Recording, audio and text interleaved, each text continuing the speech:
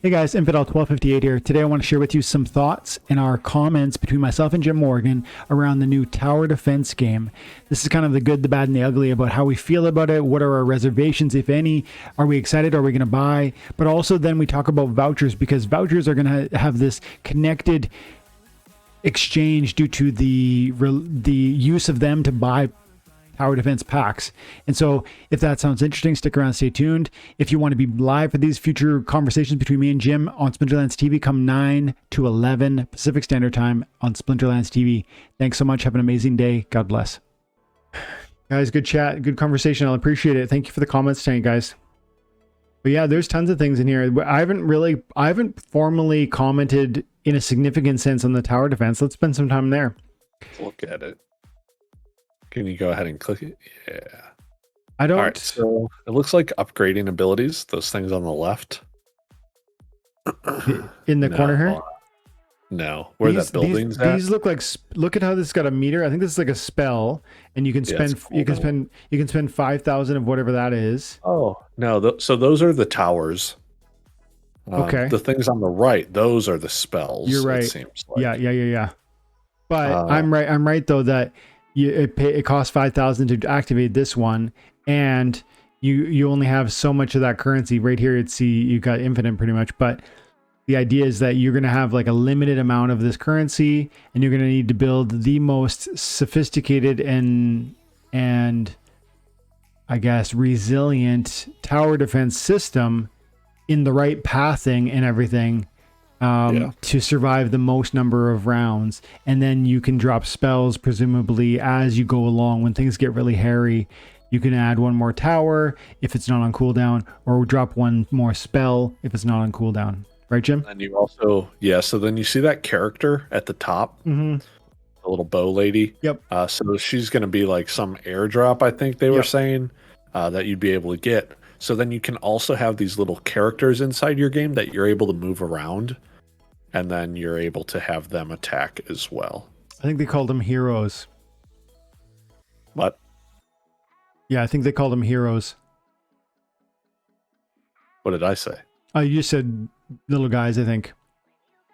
I mean, I'm calling them little guys. They're small, okay? It's not like the TD fans. So, yeah. No, but it's not like the TD. Yeah. And I'm assuming there's going to be a tank version of that thing, because you see how it has an HP pool? Yep. So you'd be able to just set it up somewhere, and it will be able to get attacked by some monsters, so it holds them in place then while your towers also attack them. Interesting. Yeah, it kind of represents a wall in a sense. Like exactly. you could potentially put it here, and then they can't path by you there, and maybe I don't really understand, like, if this is probably where they're coming from, maybe at first, and then I guess as it gets more and more complicated, or look, maybe it's going to come from here. No, this looks like the threat window. It's like a boss window, yeah. This is like when you're ready, press start, and wave 205, and then probably eventually later waves, they'll come from over here and over here. Yeah, probably all three sides. Yeah, and I could even at the top is where you defend. And I could even imagine, like, there could be mid-map, they break a hole in and create like another entry point. You could, as complicated as you want, right? It can be at higher levels. I think it'll be fun. This looks like a sort of game I would try. I don't know if I would be deeply. We'll see what the economy is, right? The tokenomics of it are really important. I might become deeply invested. Who knows? I might be too. Yeah, I'm a little. This is a topic I saw, a comment I saw on my YouTube channel that is about this, and I'd love to hear your thoughts, Jim. The guy said something like, I've never really invested in a game that wasn't already like alive and kicking and really thriving, but I might just do it here because Splinterlands is behind it, and it's interconnected in some sense, and there's this trusted community conversation around the issue, around the title. Does that breed confidence in you? Do you have reservations around taking a big bite? Tell me about your headspace around that, because I want to think that through for myself too. So that one's, I wouldn't say like I would go all in just because Splinterlands is like helping. Um, I don't. I mean, is it a completely new team or is it Splinterlands is making this? I don't remember. So they've partnered with a development team called like something Potato, and I may be wrong about that name, but guys, if you remember the name of the company that was doing this, let us know. But they have a team of 90 or so developers, and 30 of them are working on this game, and so they are deeply committed to making this happen, and Splinterlands has kind of come alongside them and said, here's what we could do, and if we interconnect the currencies, and then the audience and there's opportunities there, and so they've really started to partner, it looks like, from the tokenomics perspective, because they've said they'll accept DEC for the packs. They've said they'll accept vouchers for a $3 discount on the packs, which so there's that interconnectedness already. I would think it's almost entirely their team doing it, but I do think the Splinterlands team is speaking into it. So now for me, I don't think I would go very invested into this game. I enjoy tower defenses. There's unless they make some form of competitive play, which I don't think it's going to be. It could just be a PvE thing, like how Axie Infinity kind of has, to where you don't actually have to go into the arena. It kind of makes it a bit difficult for me to want to get into it as much. And the other thing is, people were talking, they were like, or just in the chat, people were saying it's 100% like Kingdom Rush. And then so someone Googled it and they're like, yeah, this is exactly that. Yeah. I haven't looked into it, but I have played, I want to say Kingdom Rush is the other NFT tower defense game. Fairly certain. Which I've played it. Yeah. And if they're not doing something a bit more different than like kind of already what is already out there. Yeah. Like what are they doing to separate themselves? Is it just tokenomics? Yeah. Then at that point, I don't think it's enough. Yeah. Fair enough. So I kind of hope to see something different than what's already out there, but that doesn't mean, something that is kind of cloning, like other games, doesn't mean it can't become the better one, which is kind of what World of Warcraft did. They took a lot of ideas from other games and just put them together, and it became the most popular MMORPG. Yeah. Same thing with League of Legends. It wasn't the first MOBA, but it came out early, and it was doing something other than what people were used to. Mm-hmm. So kind of turned it up on its head, and then became the most popular MOBA, right? Yeah. So is it possible for this to become the most popular, tower defense game? 100%. I do think they have, with them backing, with Splinterlands backing them, I think they could also help them out, taking them through the correct developments, and who knows what else it could even do for them. It's so hard to say. There's no 100%. Is it possible? Sure. Am I going to back it a lot? No. Am I going to back it? Yeah. The guys are having fun in the chat about the name of the developer is Double Coconut.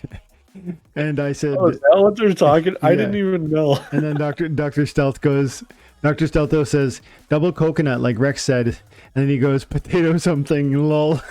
And then Mum Pulls is getting in there too. And he goes, I kind of like potato something, Raffle. And then French fry games. Yeah, those Potato Studios dudes that make those French fry games. Yeah, yeah. And people are talking about like what could set them away apart, the card staking. Yeah. But like guys, that doesn't really change the gameplay. Mhm. That's just making your tower stronger. Yeah, I mean, so I hear you. I don't necessarily know if I care if it's like kind of the best of a game of that genre or whatever. That it would certainly be optimal if it was, if it really brought something really special and new to the genre that attracted a whole wide range of participants. That would be really exciting. But even if it's just another game that isn't that impressive, but allows me to get some extra utility out of the assets I'm earning already, like vouchers and my my DEC and my cards, that's pretty cool. And I kind of, it might be enough. I think it might be enough for me to give it a shot. Now, I don't know if I'm gonna. I think you need 500 packs to get this hero.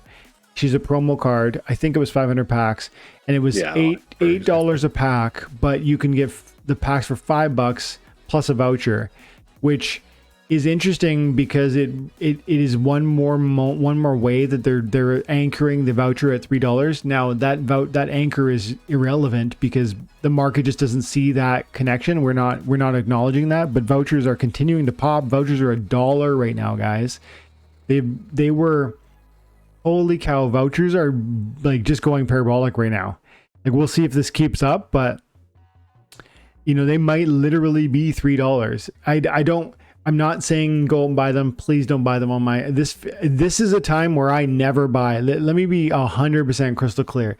I will not buy vouchers at this moment, even if they could make it to $3, because they've grown so much in the last week. August 23rd, they were probably 40 cents. And September 9th, which is like 2.5 weeks later, they're $1.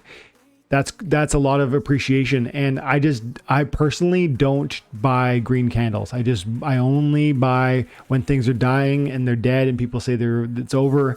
And that's why, like 2 months ago, I started reinvesting. I like, everyone's talking about how crypto is over and it's bear market and Bitcoin's going down and everything. And it's like, that's when I started buying. I was putting in $200 a month last couple months. And I do that for many years until there's a massive green candle.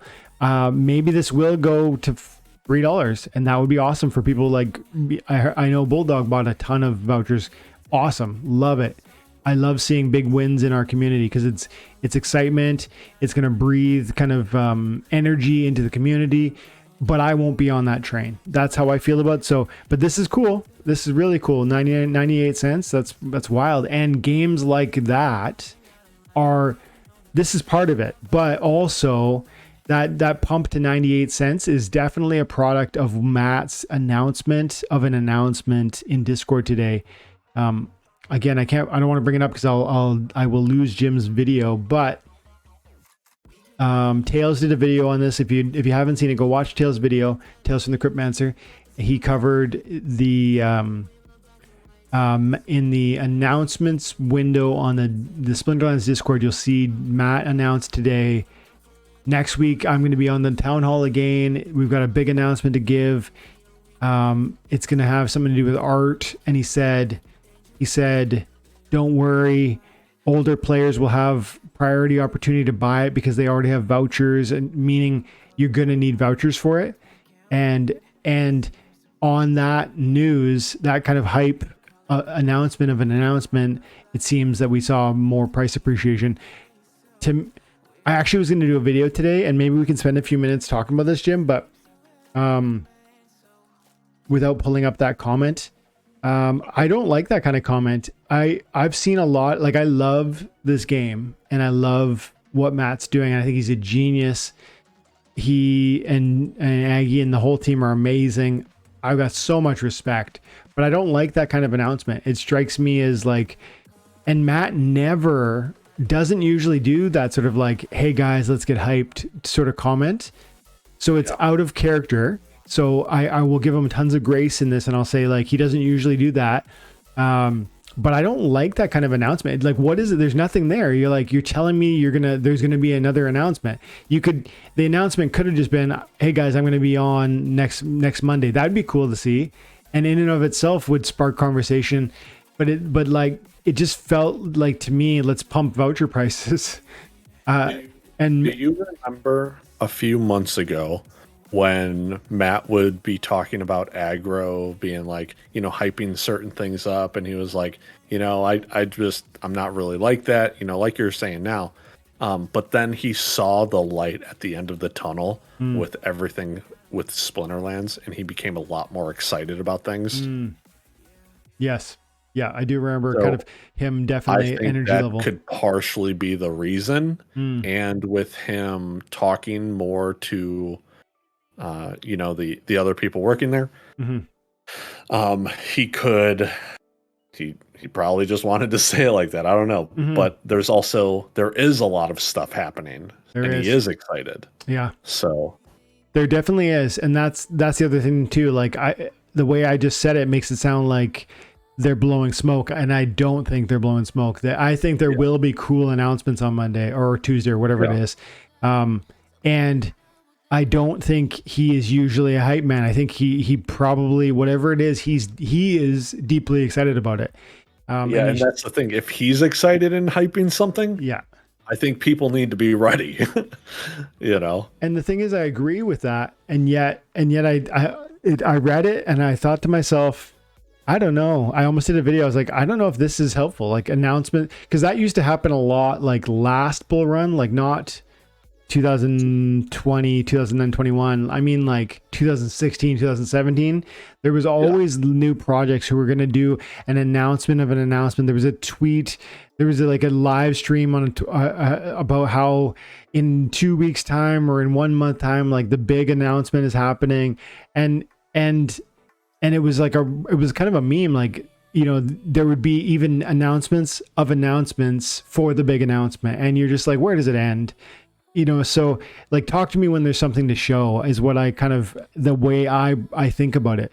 But here's the thing. I say that, and yet I fully believe Matt is going to come hard with something. So it's not like I don't think he will show up and bring something cool.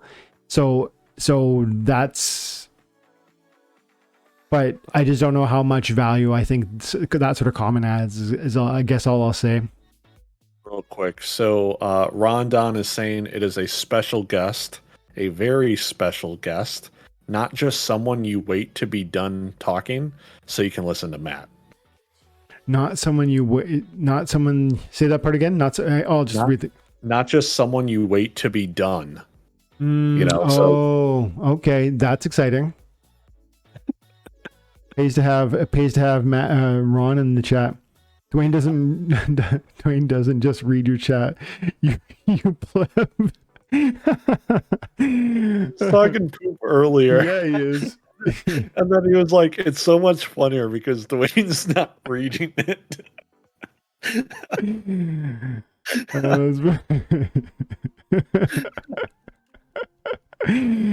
Let's see. Kryptonia says, if Infidel reads this aloud within the next 3 minutes, I'll eat 5 habaneros on live stream next week. I was almost laughing too hard to actually read it out loud. Let's see.